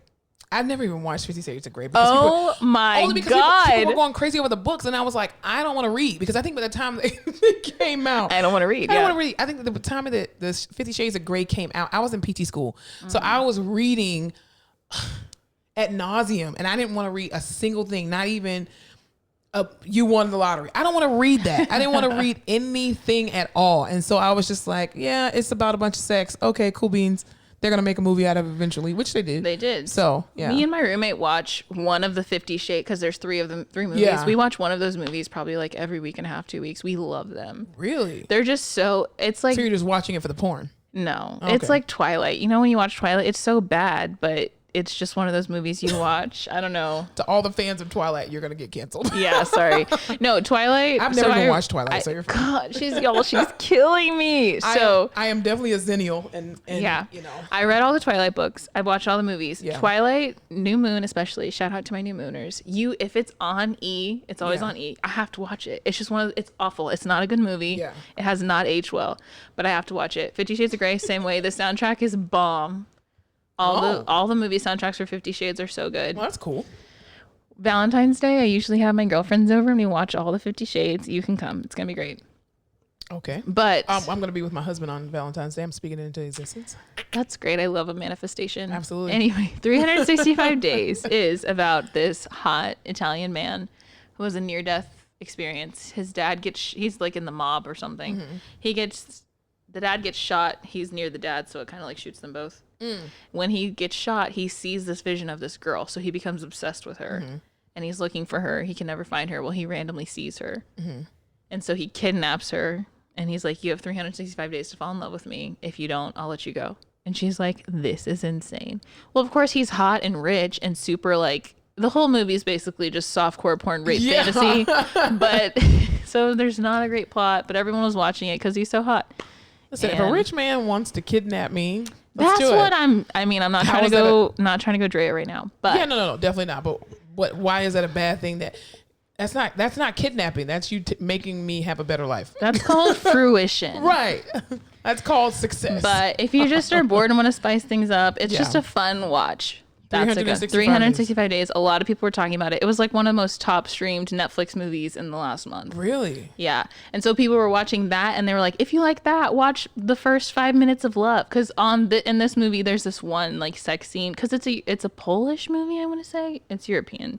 Yeah. So like the sex scenes are very different. They don't like do the cute little cut angles we do. Yeah. They're just fucking showing shit. Yeah. It's just that's why everyone was like, what the fuck? Just straight porn. Yeah. But that's a fun little... Don't let your kids watch Netflix. Yeah, basically. Circling back, The Kissing Booth coming out. The hot guy from Euphoria is in it with... Did you ever see The Act on Hulu? No. Gypsy Rose Blanchard. Yes. I did see that movie. Gypsy Rose. Yes, Gypsy Rose is the main girl in this movie. Oh, okay. She's a great actress. Yeah, she's a great actress. That's a fun one. Can't She wait to played watch the crap it. out of Gypsy Rose. Let's be Dude, very I couldn't clear. even finish it because I was like, I can't with Gypsy Rose. It was amazing. It's so accurate. Yeah, she played. I was just like, are you sure this is not the same sugar. girl? She has hair in this movie, Oh but my yeah. god, it's crazy. But yeah, she's a great actress. Yeah. Yeah. So a lot of good stuff coming to Netflix So right now. people, we're in quarantine. If you want to watch some soft porn, go ahead and go to Netflix and watch 365 Days, Euphoria, and the Indian Matchmaker. Indian Matchmaker. Yeah. You really do need to watch Euphoria. So good. Yeah, I'm gonna get to those. I'm just for those of you that don't, obviously no one knows me outside of my circle of friends and all that. Anyway, I am not a TV watcher. I watch the same things over and over again. So like Living Single is my all-time favorite movie. Have you heard show. Living Single by Big Sean? The No. song? Okay, I'll send it to you. No, I absolutely love that show. That's like my favorite show. Reruns of Martin, Different World, Cosby. Yes, I still watch Cosby. Thank you. I am no. I am a Cosby fan, and I am still a Bill Cosby fan. I'm not a fan of what he allegedly did. Oh no, she's one of those. Y'all, we're gonna have to cancel the show. Hey, at least I'm not All Lives Matter. No, you're just all rapists matter. No, they God. don't. But the TV show does. No, just the ones who helped me grow up as a child. Exactly. Do. God. No, just those two TV shows. This is where we're facing off. Only one of us is staying with Bill Cosby. Yeah. And That's it's not valid. No, I'm not standing with him. I stand with She's the standing Cosby near show. him. No, I'm standing across the She's street. standing with his paychecks. I'm standing across the street in support of the Cosby Show and A Different World. Felicia Rashad I love her. She's amazing. I absolutely love her and Debbie Allen. and Raven Simone. Not Raven Simone. Definitely not. Olivia, yes, but Olivia not was Raven great. Simone. They are not the same people. Unfortunately. Also just finished a show called I love TV, if you can't tell. Yes, I can I tell. love it. Yeah. I just watched Upload on Amazon Prime, Upload. which you might like. Very interesting. Okay. It's a futuristic society, much like our own.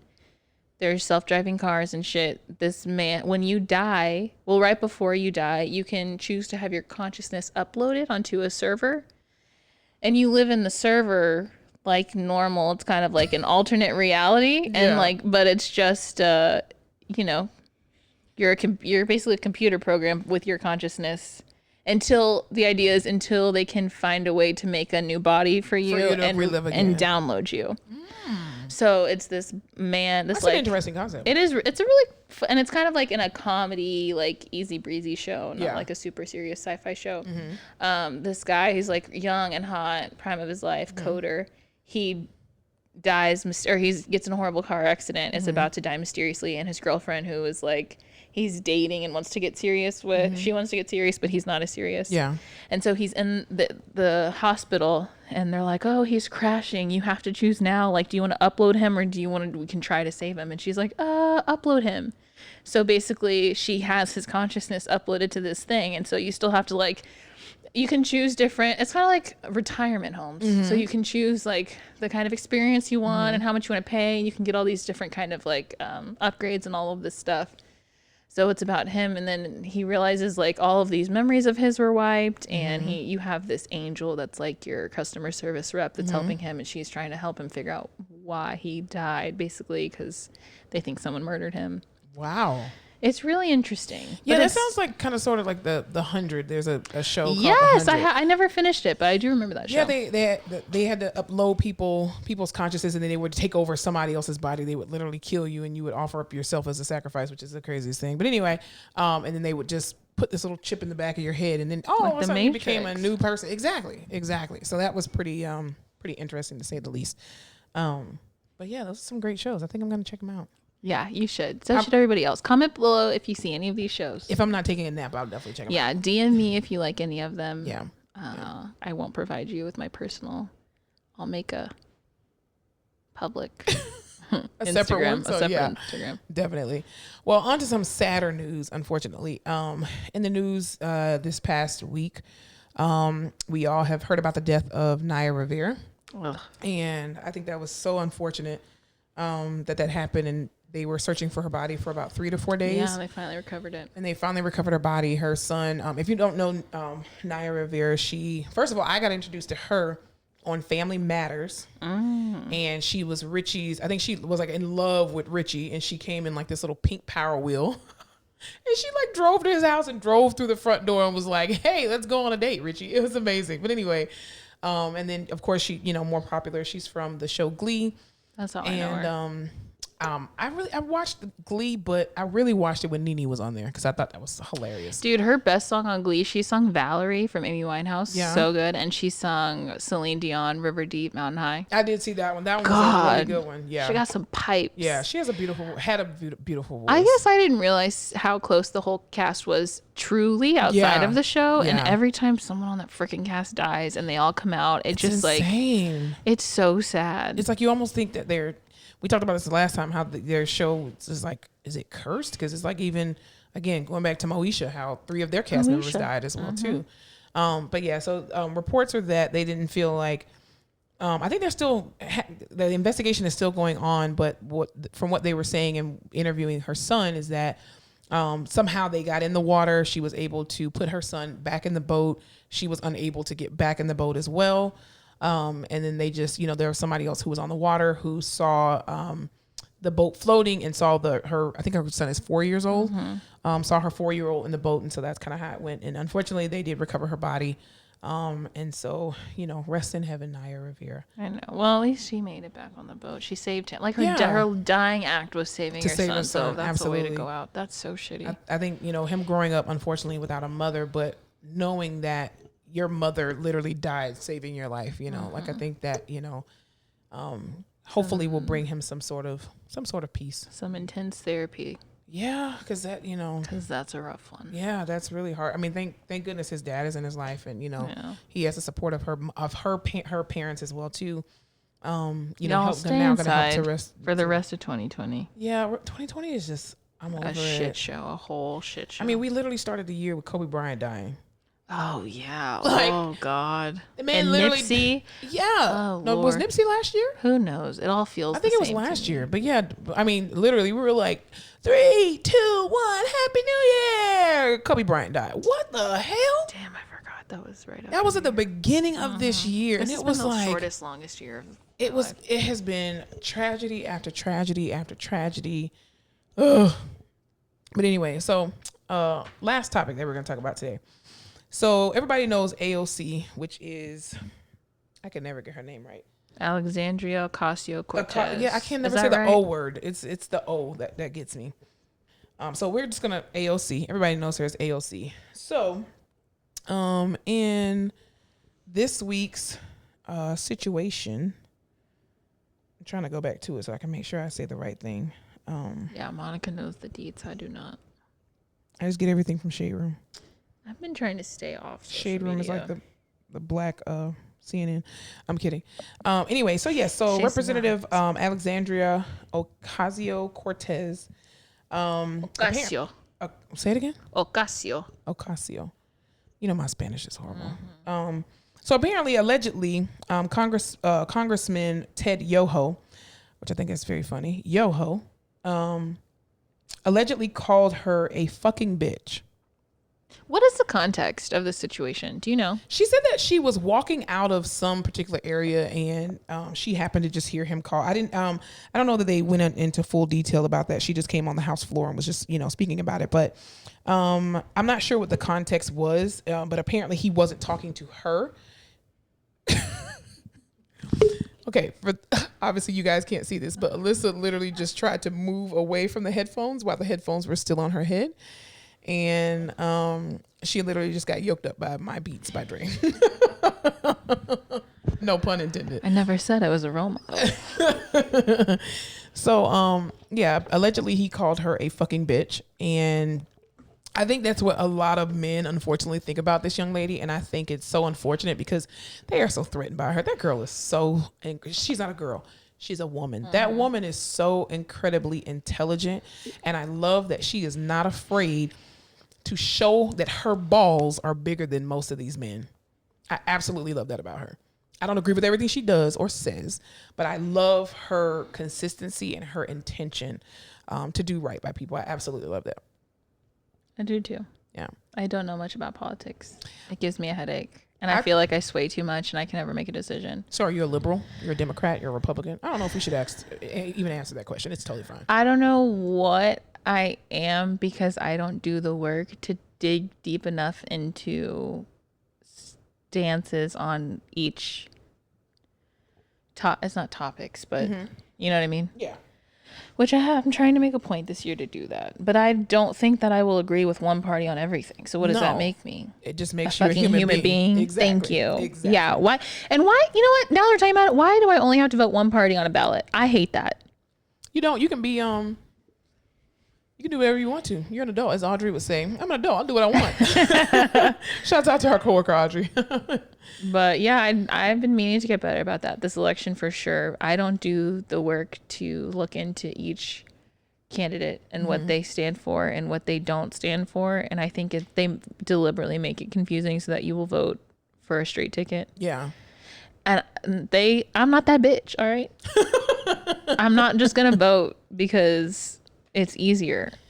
Well, see, my thing is about voting is that, just understanding our history, and people are always like, oh, the blacks are always Democrat. No, we were not. We were actually Republican in the very beginning, once we even were, way back in, exactly, allowed to vote. And we definitely were Republicans. And then, the Democrats swayed us to go a different way. Anywho, but you can do that research on your own. I'm not going to give you a history lesson because it's not my job. Anyway, as Amanda Stills would say, it's not my job. I'm on my trampoline.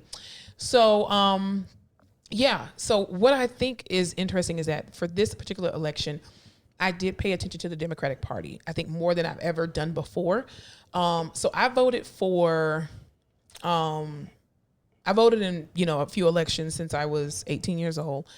And even with Obama, I didn't even care what Obama stood for.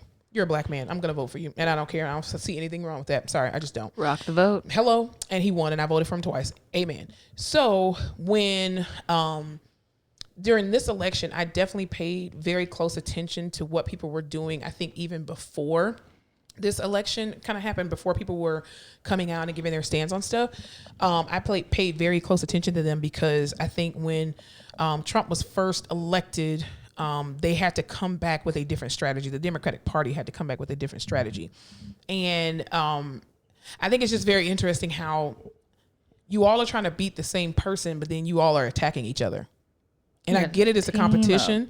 Yeah, it's like, let's team up and just say, okay, these are the issues that we have. How are you going to fix it and blah, blah, blah. And then you had all these side circuit shows and like Bloomberg, and he came out to one debate and they tore his ass up. And that man was like, oh, I'm dropping out of the race.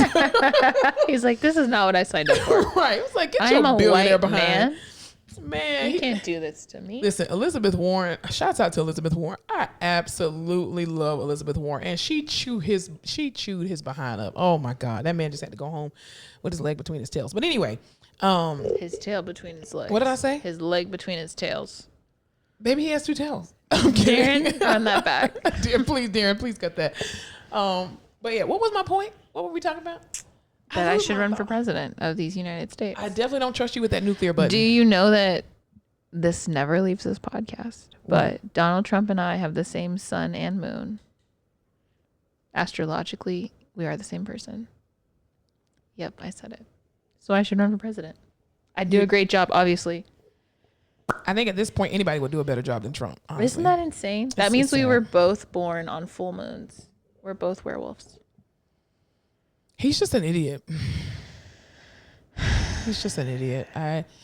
The things that comes out of his mouth, he's just like, well, the reason why our numbers are going up is because you guys keep testing more people. So if we don't test people, the numbers can't go up.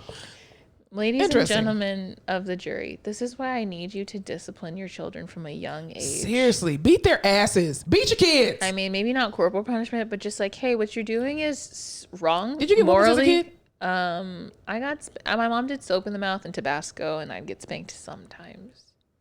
What did she spank you with? Her hand or her hand. She'd pop the belt in my face, but she never did anything with it. I never got a spanking in my life. She would mostly just scream at me to stop. I got whoopings. My mom was 21. She didn't know how to discipline. Yeah. She'd lock herself in the bathroom and cry. But your mom's also Caucasian.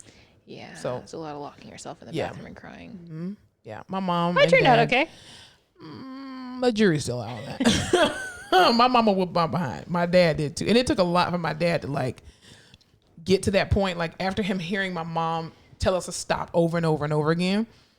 When my dad came out of that room, he came out with a belt and he was hitting anything. And we were, did I tell y'all to shut up all that noise? I told you to shut up all that noise. And we sat there in silence for the rest of the night. My mom would say if we were out somewhere and it was never that I was being bad. I would either, when I was little, I'd throw fits if I didn't get what I wanted. And then when I was older, I would just talk shit. Like she would say, don't do that. I mean, oh yeah, like little bitch. And she would just say, all right, you want to go to the bathroom? Do we need to go to the bathroom? And I knew what would happen in that bathroom. Yeah. My ass was going to get beat or I would get up. She would get the liquid soap and then swipe it in my mouth. Really? Yeah. And that's just disgusting. You cannot get that taste out of your mouth. So that's why when people don't wash their dishes right and I can taste the soap, I get a visceral like reaction. PTSD. Yes. Yeah. Yeah. My mom and dad never did that. It was always like my mom she could look at us and we would straighten up or, she would give us this little, if you don't sit your behind down somewhere, I promise you I'm going to knock you out. Yeah. You're going to get your behind beat when you get home. You just wait until you get home. And of course, as a kid, you're like, she's totally going to forget. Let me just go take a nap. I'm just going to be silent so they forget that I exist right now. Yeah, and so most of the time my mom did forget though, which was amazing. My dad never forgot. Never forgot. It's like 3:00. I'm just waiting. I remember one time he whooped me. I called, I'm not even going to say what I called my teacher. I was in, I think, elementary school. My mama told me to tell you. What is that, Kevin Hart? It was literally one of those episodes, but my mama didn't tell me to say any of that. And I called her. I'm not even gonna say it, but mind your motherfucking business. I called her a bad name, and I was one of those kids where I was like, if you threaten to call my parent and be like, oh, I'm gonna call your mom, I'll give you the damn number. That was me, like an idiot. I went to Catholic school. We didn't do that. This lady literally called my mom at her job, and mind you, my mom used to work for the police department, and so she calls my mom, and she's like, Monica, tell your mom what you called me. And I was like, well, you the one who called her, so you tell her. And so she told my mom when I called her, my mom was like, okay, put Monica on the phone. And then I got on the phone and she was like, you're going to get your behind beat, right? I want you to sit your behind down, do what this lady says, because I'm not coming off my job. Because if I come off my job, it's going to be me and you.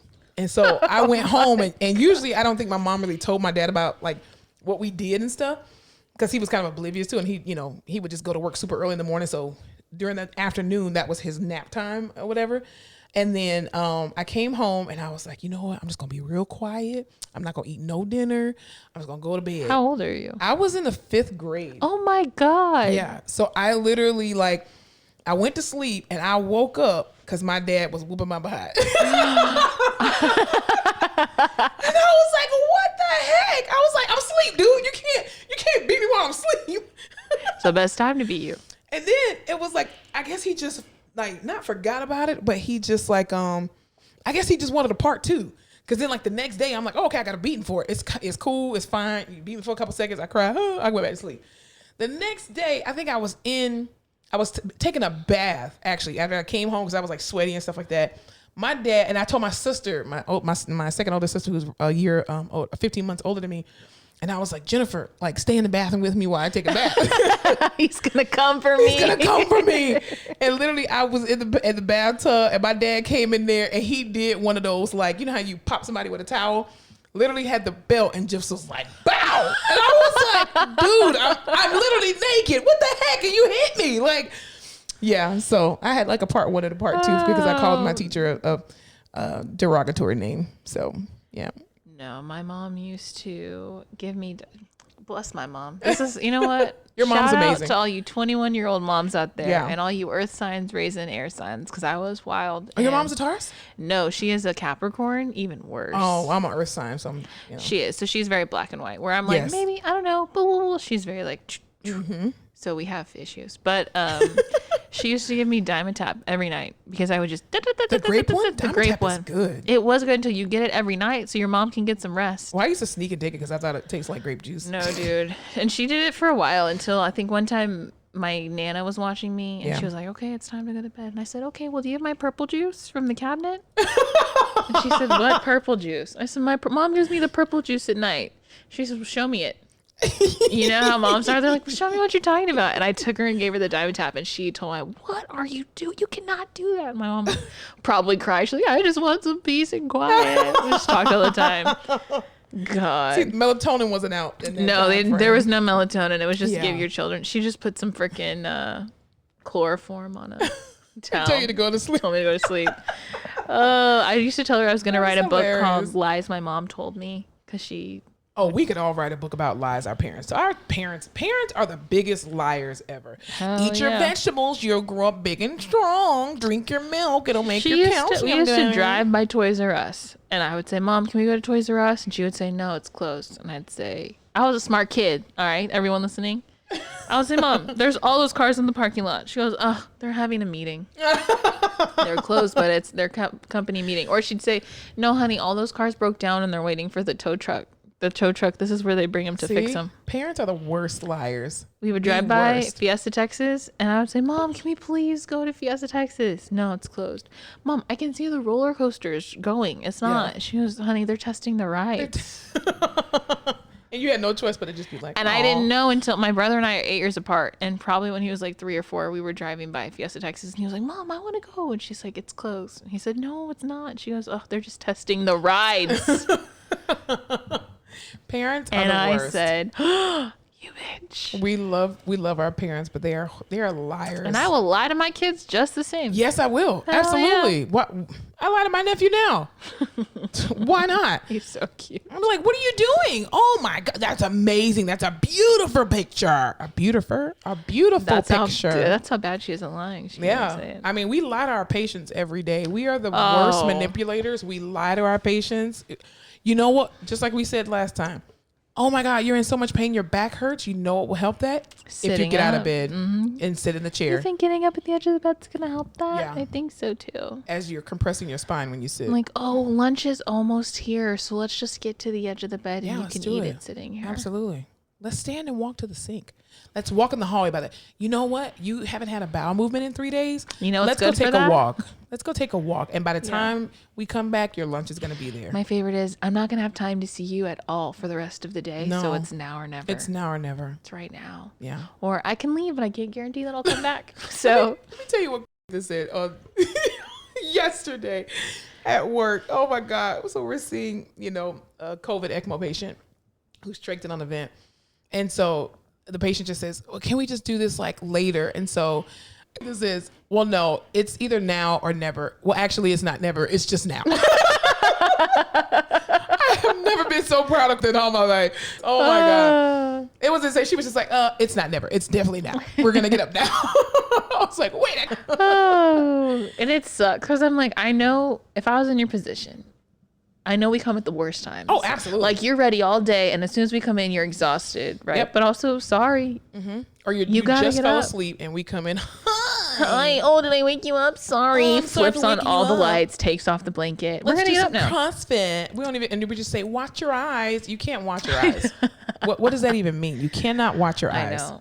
So It makes no sense. Speaking of, let me tell you about how I almost dropped this man in the shower. Please do. Yes, let's share a therapy story. Y'all, I've said it once and I'll say it again. Neuro is not my wheelhouse. I'm not good. The strokes stay away from me. I just haven't found my footing with him yet. We're still working it out. I got some kinks we're working out. Cool beans. So I have this patient. He's got a heavy stroke. Typical strong left lean. We're talking about, you can't even get him up because he's falling right back over. Yeah. Sack of potatoes. Anterior pelvic tilt. So when you put him in the chair, he's sliding out, he's leaning to the left, and he's sliding forward. It's a mess. So on eval, I got him in the shower. Everything was good. I had a nurse with me. It took a lot of my energy, his probably as well, I'm assuming. Is this the patient you threw your back out with? Yes. Yeah. I also threw my back out. Yeah. Of no fault of my own. But so it worked. It was pretty well. Like we got him. We did everything we needed to do. It took all my energy. I sweated through everything, but we did it. Yeah. Second time I see him, PT just got finished with him. Freaking PT, y'all. I don't know if you know anything about physical therapy, but they will see your patients right before you. They will take all their energy, and then you get left with a sack of potatoes. That is very true. Which is what happened to me. Facts. So I see the sack of potatoes. He's exhausted, but I'm like, sir, this is a rehab. We are scheduled every minute, and I got to get you in this shower, or it's my ass. Yeah. It's not my ass. So we get him in the shower. He's already tired. We get through the whole thing. He's impulsive.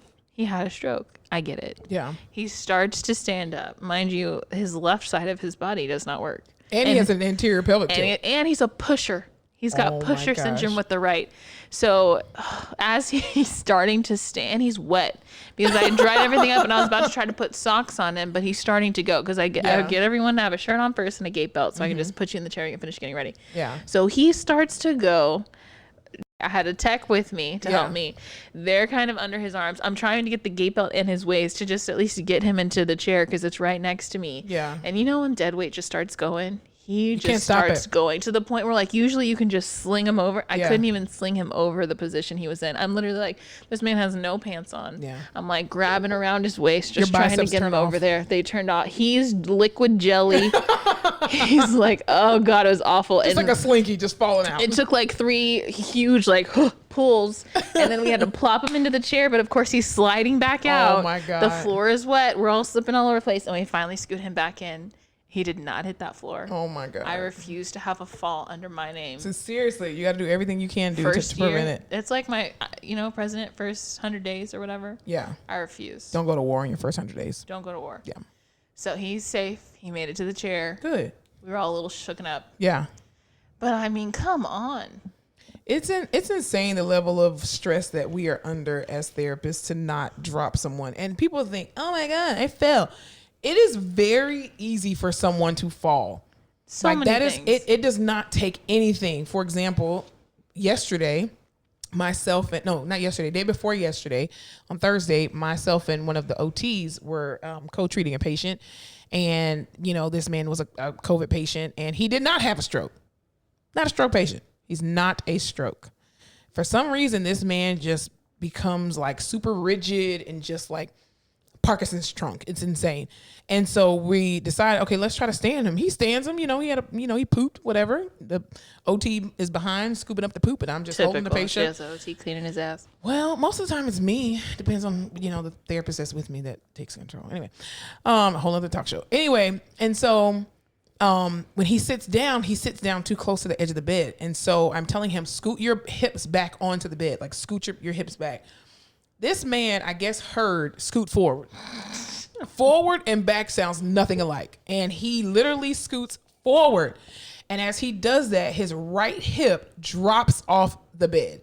And it just so happens that my coworker sees it out of the corner of her eye because she has a kid. So I'm quite sure she pays attention to her kid. She's got mom eyes. Exactly. She literally drops everything and just catches his leg and he does not fall. Now I'm like, what are you doing, sir? He's like, you told me to scoot forward. That is not what I said. I said scoot back onto the bed, sir. He was like, I thought that's what I was doing. It's. Oh my God. I cannot imagine what people hear us say because they do the darndest things. Oh my God. They're just doing their own thing and they're doing what they want. And it's my biggest fear is having someone falling because that's all they tell you in school. Do not drop anybody. Do not have any fall and fall. If you drop, someone is an automatic fail. If you Yeah. do something unsafe, it's an automatic fail. And Oh, like, I absolutely tell all of my students that. I tell them on the first day, if you drop a single patient, it's an automatic fail. Yeah. No questions asked. 'Cause You ought to use a gate belt every single time. You do not have a license to stand on. You will not have a fall on my license. And if you do, I will fail you. And I Yep. mean it. and these people are like, you're in the hospital because you're not knock on wood. doing well. Yeah. So the last thing you need is to end up on the floor. Very And you're much not so. going to on my watch, but people just, they want to get up and go. Yeah. They want to do what they want. And it's hard. And also I feel like sometimes it's our wording. Like the words to us make sense, but Yeah. the words to them do not. No, what they perceive us saying is something totally different. I had this one patient when I worked at another hospital here in town. This man was about 420 pounds, and he had a stroke, so his left side was gone. And I had a student at the time, and so at this particular hospital, every room has a Hoyer lift and has a track in the ceiling, which made it Nice. beautiful. So I'm like, I can get this 420-pound man to the Swing him chair. up. Just swing him. Let's do it. And so I'm telling my student, oh, you've never seen a Hoyer lift before? Like an electric Hoyer lift? And he's like, no. And I'm like, oh, don't worry about it. I'm an expert at it. Let's do it with this 420-pounder. Just roll here and roll there. So And I literally had the man roll. We put the sling up underneath him. We get him halfway over from the bed to the chair. Alyssa, all I see is booty cheek. And the reason why I see booty cheek is because he's falling out of the sling in midair. oh no. And literally my student is like, I don't think this is supposed to be happening. I don't think this is supposed to be happening. But he can't say anything because he's like, I'm the teacher. You know, you're the expert. Like, there's no way. Yeah. And I'm like, go call someone now. It was like 2 nurses, a PCA came in the room, and they were like, what are you doing? And I'm like, I don't know what happened, but he's not getting to the chair. He's falling out of the sling.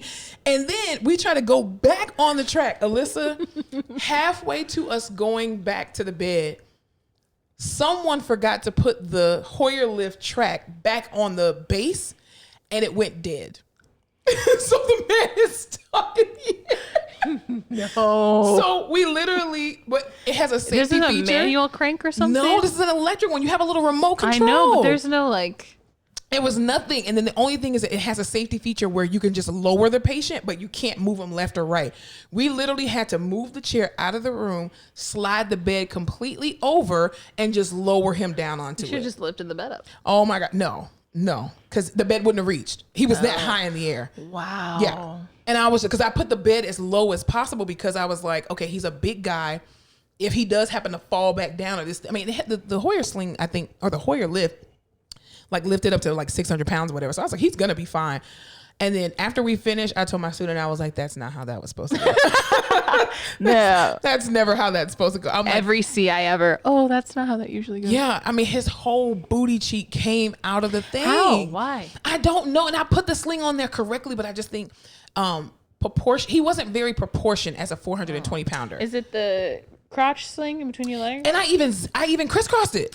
So the new slings we have aren't the crotch swings because they're like, or maybe they are, but they don't cross like that. There's something new with the slings to where Yeah. it doesn't look crazy like that anymore. It just comes between, but it's safe. It looks a lot safer. Oh, okay. You should come and see it once Yeah. we get the slings. But I cannot believe that happened. Yeah, to and I told myself, I was like, it's gonna be easy. It's gonna be a breeze. Because he was like, are you sure we can do this like together? I'm like, the man, he's fine. He's fine. only 400 pounds. I do this every day, dude. I'm sure. I'm your clinical instructor. I'm a professional. And yeah, that man almost fell out of that freaking sling. And I literally was like trying to, my little small palm. I mean, I have big hands for a girl, but I'm trying to hold his booty cheek like somehow I got magical powers that I can lift his booty cheek back She's into the just damn staring sling. at it really intently. Yeah, it wasn't. I was just like, I almost lost my license that day. Like, what if this? Like, imagine if this 420 pounder who had a stroke would have fell from the sling. They'd have been like, we're taking your license. They'd have been like, it's the one thing you can't do. You don't even need an incident report. You're not only fired, but we're taking your entire license, your whole livelihood, would've. and you're going to jail. Yep. Yeah. So thank God for his mercy and his grace and for his protection, because that could have really ended up badly. Yeah. That We love our job. Yeah, it's amazing that we're not protected in anything that we do, because I need insurance for my license. we probably should have malpractice insurance, but not like provided by us or paid for by us, but it should The be paid for by the hospital. hospital. Yeah. Like any company that you work for, you should have individual malpractice insurance on each of your therapists. That's how you're going to know who's really killing your patients. You can't see Alyssa's head, but she's like, I'm nodding. Yeah. Yep. So that was interesting. Yeah. All right. Well, You think it's a wrap up? we're going to go ahead and. Why do you love that song so much? And that's the end of the episode, ladies and gents. Join us next time when we talk about soft porn, popcorn, and quarantine. Rape fantasy. Y'all have a great night. All right. Fleming and Fowler out. Oh, shit. No, you have to redo it. All right. So that's the end of our episode today. Join us next week as we go on a discovery journey of hand sanitizer, toilet paper, and bondage. See you next week, everybody. On Fleming and Fowler.